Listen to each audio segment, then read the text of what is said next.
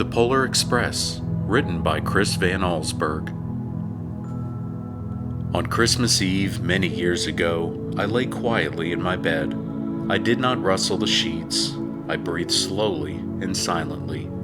I was listening for a sound a friend had told me I'd never hear, the ringing bells of Santa's sleigh. There is no Santa, my friend had insisted, but I knew he was wrong. Late that night I did hear sounds, though not from ringing bells.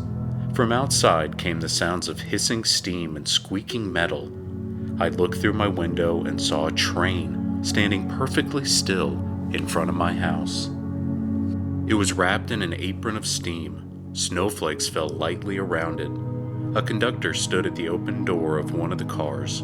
He took a large pocket watch from his vest, then looked up at my window. I put on my slippers and robe. I tiptoed downstairs and out the door. "All aboard!" the conductor cried out. I ran up to him. "Well," he said, "are you coming?" "Where?" I asked. "Why, to the North Pole, of course," was his answer. "This is the Polar Express." I took his outstretched hand and he pulled me aboard. The train was filled with other children, all in their pajamas and nightgowns. We sang Christmas carols and ate candies with nougat centers as white as snow. We drank hot cocoa as thick and rich as melted chocolate bars. Outside, the lights of towns and villages flickered in the distance as the Polar Express raced northward. Soon, there were no more lights to be seen. We traveled through cold, dark forests where lean wolves roamed and white-tailed rabbits hid from our train as it thundered through the quiet wilderness. We climbed mountains so high it seemed as if we would scrape the moon, but the Polar Express never slowed down. Faster and faster we ran along, rolling over peaks and through valleys like a car on a roller coaster. The mountains turned into hills, the hills to snow-covered plains. We crossed a barren desert of ice, the great polar ice cap. Lights appeared in the distance. They looked like the lights of a strange ocean liner sailing on a frozen sea. "There," said the conductor, "is the North Pole." The North Pole. It was a huge city standing alone at the top of the world, filled with factories where every Christmas toy was made. At first, we saw no elves.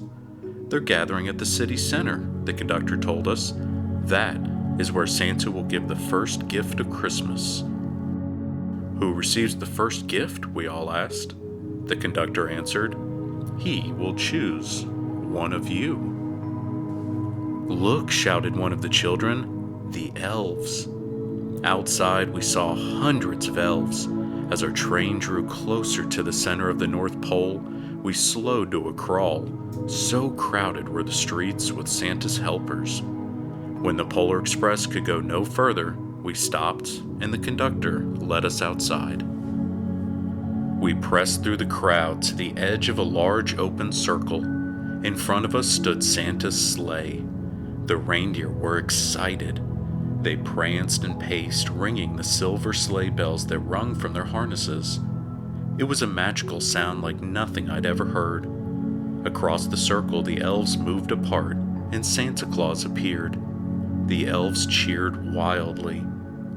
He marched over to us, and pointing to me, said, "Let's have this little fellow here." He jumped into his sleigh. The conductor handed me up.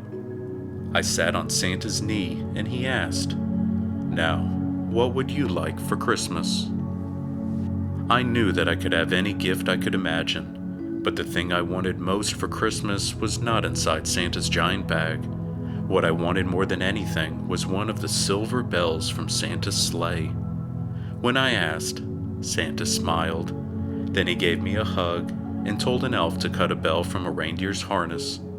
The elf tossed it up to Santa. He stood, holding the bell high above him, and called out, "The first gift of Christmas." A clock struck midnight as the elves roared their approval. Santa handed the bell to me, and I put it in my bathrobe pocket. The conductor helped me down from the sleigh. Santa shouted out the reindeers' names and cracked his whip. His team charged forward and climbed into the air.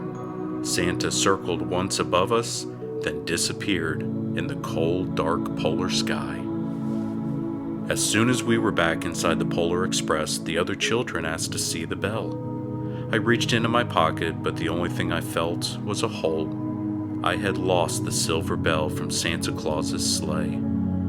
"Let's hurry outside and look for it," one of the children said. But the train gave a sudden lurch and started moving.